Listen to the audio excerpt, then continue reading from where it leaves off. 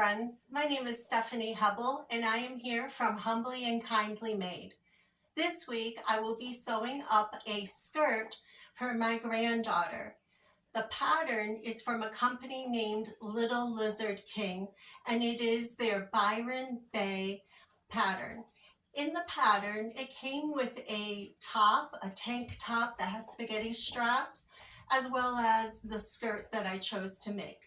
So in this tutorial, you'll only be seeing the split ruffle skirt. This will be for my granddaughter. She's 3 years old, and I already sewed one for my daughter who's just about to be 11. This is the split ruffle version. I'm pretty pleased with it. So I hope you come along with me, and I'll be showing some tips and tricks that I figured out that makes sewing together this skirt really super easy. I was able to sew it up in one day. It's a really fun pattern, Byron Bay from Little Lizard King. I hope you check out the company and have fun with it. So thank you.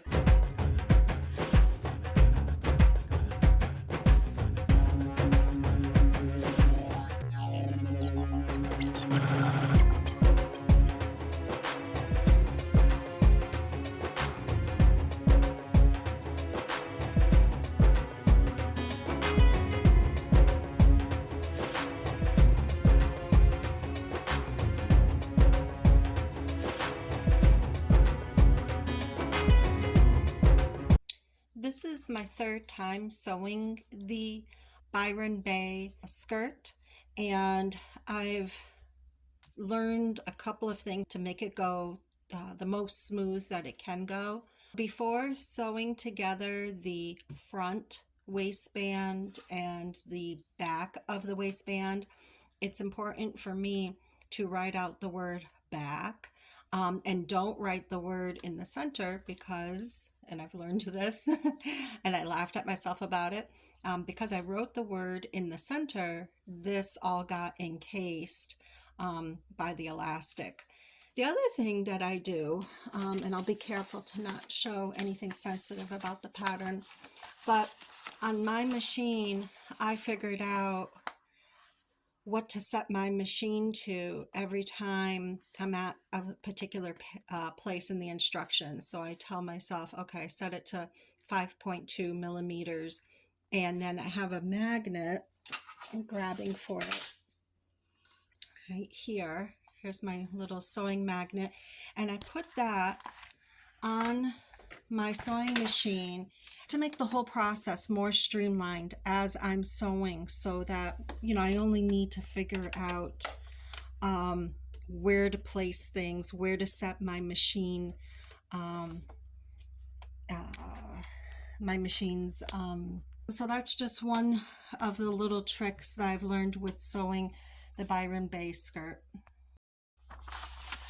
Another of the things I've learned to do as I've been sewing up this skirt is to put letters for each of the pieces, because I really found it confusing. When we look at our pattern pieces, the names of these that are used here are not the same as the names that are used on our pattern pieces. So this one says front curved skirt. I don't know if this one is a good example. Front curved skirt. So what does that translate to here? Front curved skirt. I think that translates, I have it marked on mine. Okay, see, I used the letter A, so I wouldn't have to figure this out. Front curved skirt is A here. So that's this, curved skirt pieces. Okay, so yeah, that these names that are on here are not always the names that are on there. This one is labeled F, and I labeled this one E, but regardless of it being labeled F, I wrote out the word back. Okay, I'm at the point in the project where I have sewed together the front and the back of the waistband. Here's one of the seams right here. And I have top stitched along the whole circumference 1/8 from the edge of the closed in edge. So that's 1/8. And I like to top stitch with a 3.4 millimeter stitch length. So that's what you see there. And now I'm at the point where the pattern for the Byron Bay skirt says to measure 1 inch down from the top stitching and to mark from end to end, from seam to seam. And rather than marking my fabric and then having to heat erase it, what I do is I set my magnet on my sewing plate on my machine. I set it at 30 millimeters, which would be right to here, okay, right on this outer edge. So I basically put my fabric right to there, okay, and I set my needle to 3.8 there. So 3.8 width, 3.4 length, and with it along the 30, because this 20, it's in increments of 5. So it goes 10, 15, 20, 25, and then the very last one is 30. So I put my fabric, let's see if I can do this one-handed. There we go. Okay. So I put my fabric right up against my magnet, and then I can sew without having to draw anything. So another trick that I just was thinking about was, why don't I, instead of threading through the elastic, through the casing, after I do the top stitching 1 inch below my first line, why don't I install the elastic first, right up against my first line of top stitching, and doing it just like the pattern says, about 1/4 of an inch past that seam. So I'm 1/4 of an inch past the seam right here, and I'm going to very snugly pin it in place and do that. And what I did on my daughter's skirt, I've been making her a size 12. What I found necessary so that my tape, the first skirt I did for her, the tape folded over on itself. I think this is 3/4 inch tape, and you can see that it's for buttonholes, but it, serves its purpose. What I did on her skirt so that it wouldn't fold over on itself as it was being stretched was I sewed it in place in different increments, which is what I think I'll do for this one. It's size 3, so the tape is really short. So I'm going to stretch out, first pin it in place. That's what I'll do. I'll pin it in place, and then, and I don't know if this is going to work, so we'll figure out together if this is going to work or not. My husband did make me a tool. I call it a bobbin, but I don't know if that's the right word. I'll show you what I'm referring to. This is what he made me out of a coat hanger, a metal coat hanger. A bodkin, is that what the formal name is a bodkin? So I take a safety pin. I had been taking a little safety pin, attaching that to my elastic, and then putting the safe thread, opening up the safety pin and putting it through there, and then that would be the implement that I would use.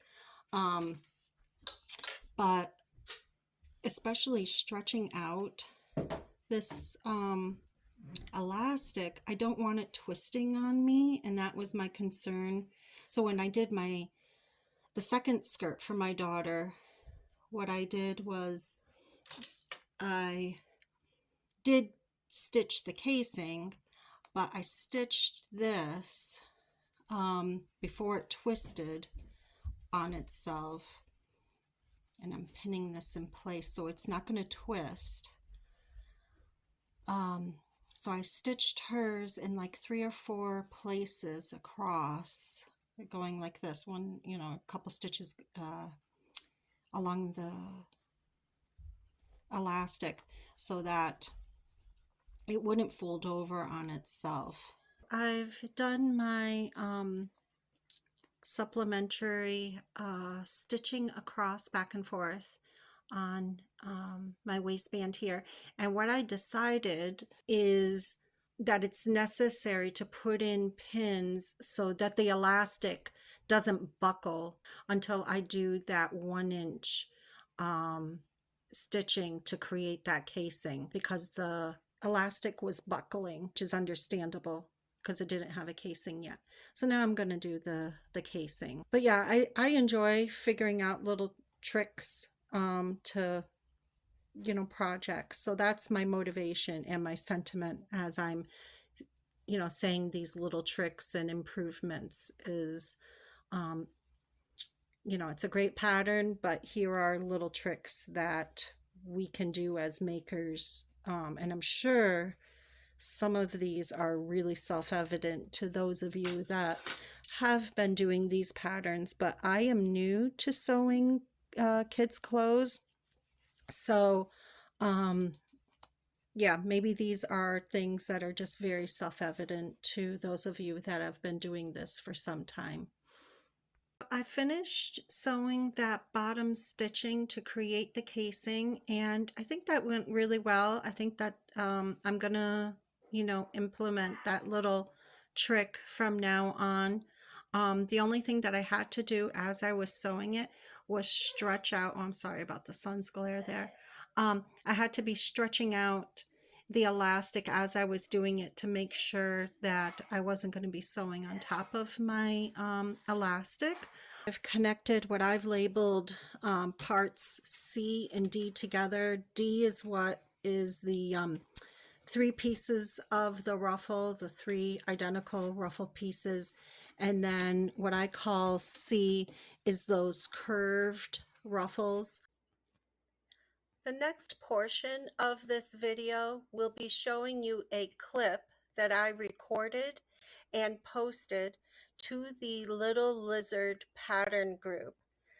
In this clip, I show the 2 skirts, my daughter's and my granddaughter's, that you are seeing being sewn up. I show what those skirts look like after being washed and dried and having been constructed according to the instructions with a single fold hem. Fortunately, my despair was quickly remedied by the wonderful people in the pattern group, and they advised me that I should never, ever, ever do a single fold hem on quilting cotton. And so I trimmed off all those frayed threads that you're going to see, and I rolled over the frayed edge of the fabric, so it resulted in a double folded edge. So that's what you'll be seeing, and you will be seeing me construct the rest of this garment with a single fold hem, but just know that the method that I use of marking out a 1-inch 1-inch markings with a seam gauge, that easily can be applied to a double rolled hem, or you could use a rolled hem foot on your sewing machine. But I just wanted to precede the clip that's coming up next, explaining to you what's happening and how wonderful people were in being very compassionate and encouraging. So thank you to those that were very kind to me. Fellow sewers, I am so devastated. These are two Byron Bay skirts that I just pulled out of the washer and dryer. These were going to be presents for two little girls. This one's a size 12 and this one's a size 3. And I washed them because I didn't want their mom to worry about the red coming off in the laundry. But look what happened. This is with the single fold hem, and I'm just devastated. So have you had this happen to you? Can you help me out with any tips so how to fix this and how for this to not ever happen again? I would really appreciate it. Thanks. I'm about to start folding in this side to create the finished hem. And I don't know how everyone else does it, but the way I've been doing it is I mark 1-inch marks every like 4 or 5 inches. And I do this the whole length of the whole thing. And then I go back after I've marked the whole length of it. I'll go back and I will just fold it in. And by having marked the 1-inch mark, then I'm folding it in and it's 1/2 inch. And then I'll put a little clip. So I don't know how everyone else does this step, if you use like a rolled hem foot or something. But this has been working for me, and then I'll take it to the iron. So I'm at the point in the project which, if you have the pattern for the Byron Bay skirt, I've just completed the last step on page 53. Now, before sewing the gathering stitch, what I find extremely helpful is to mark the quarter points of the whole ruffle. So I line up my ends, and then that gives me my midpoint. Then I fold my midpoint all the way back to the beginning. It's not like this is rocket science, but when I did this skirt the first time, I didn't do this because it didn't note it in the instructions. It didn't suggest it. And I said to myself, if I ever want to do the skirt again, which I very much did, I've got to make it easier the next time. So I'm just adjusting this quarter line. So I find it extremely helpful to only do the gathers in quarter sections, and I'll show you what I mean. I'm sure there's an easier way to say it. Okay, so I'm going to start here on this end, closest to my sewing foot. I'm going to do the 2 lines of parallel stitches that the pattern tells me to do. I'm going to do it all the way till I reach this first quarter mark, okay, where I actually wrote an adjustment, you know. I'll leave my tails long, as the method of doing gathers is, and I'll mark the first quarter on the base of the skirt, and those two I'll clip those together, and I'll go ahead and sew it on because I really clip it really well. But I find it much easier to distribute the gathers for only a quarter of the fabric at a time, instead of trying to do all of the fabric at once or even half of the fabric. So then after I've done that first quarter, then I'll leave my thread tails long again, and I'll do the second quarter, which will bring me all the way to my midpoint. And then I will, of course, leave the thread tails long and distribute all of that second quarter against the bottom of the skirt, and so on and so forth. And so dealing with only a quarter of this ruffle at a time, and I do that also for the top of the skirt as well, for the waistband, as I only deal with a quarter of this at a time, and that just makes it phenomenally easier. Here's a view of the way I've pinned together the gathering so far. So this is a quarter of the ruffles attached to the quarter point of the skirt, which the quarter point is from the top edge to this seam, and it was so much easier to distribute the ruffles along a quarter of the section rather than dealing with even half. So yeah, I'm very, very happy with doing it this method. Working with a quarter of the material at a time, I just find it enjoyable and not daunting. I use a weight to hold down my threads for me, so when I adjust it, they're not pulling back out on me as I'm sliding this around. So, and I find it helpful to do my end points first and then work towards what would be the middle point of the section that I'm working on. But that's just me. You know, I adjust it and I readjust it until I'm perfectly happy with it. I would love to know if you have pointers on working with ruffles, because I am not an expert at it. I'm just self-taught and figuring out things as I go. So you tell me, you know, what have you figured out during your time of sewing, your sewing journey? Because I'm just new to this whole world of ruffles and sewing clothes. So I think it's just I guess it's an old-fashioned term, the cat's meow, to be using a sewing magnet to help me keep my seams consistent. I thought I would bring you along with me as I'm putting on the clips on the waistband. I really, really like clipping it together now that I do it in quarters. It is just so much more enjoyable to do it in quarters.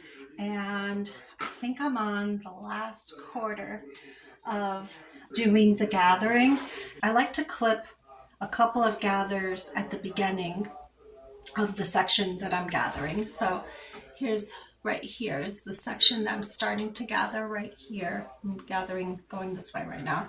Now I can go sew this up. 1/2 inch with the magnet is at 15 millimeters in 5.2, 5.2 and 2.4. Oh, I gotta adjust my tension because I had it adjusted for the gathers. So yeah, I really enjoy using the sewing magnet.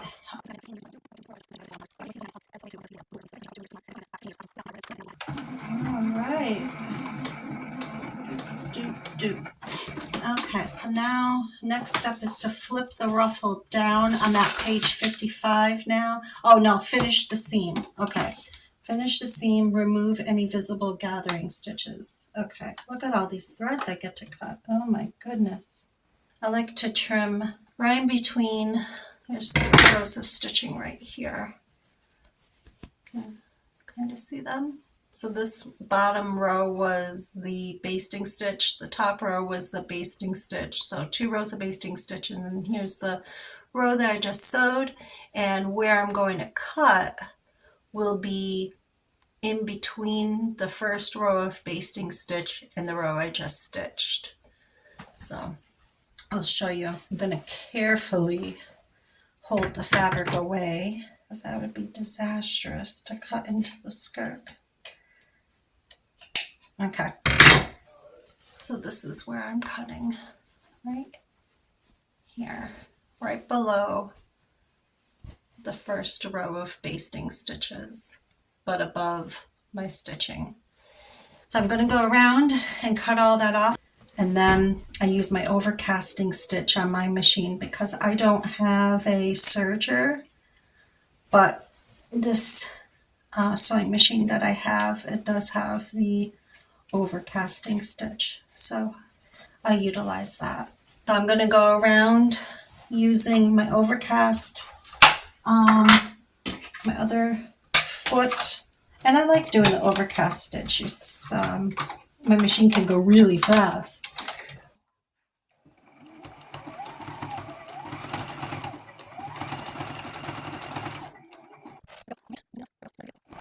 Almost there.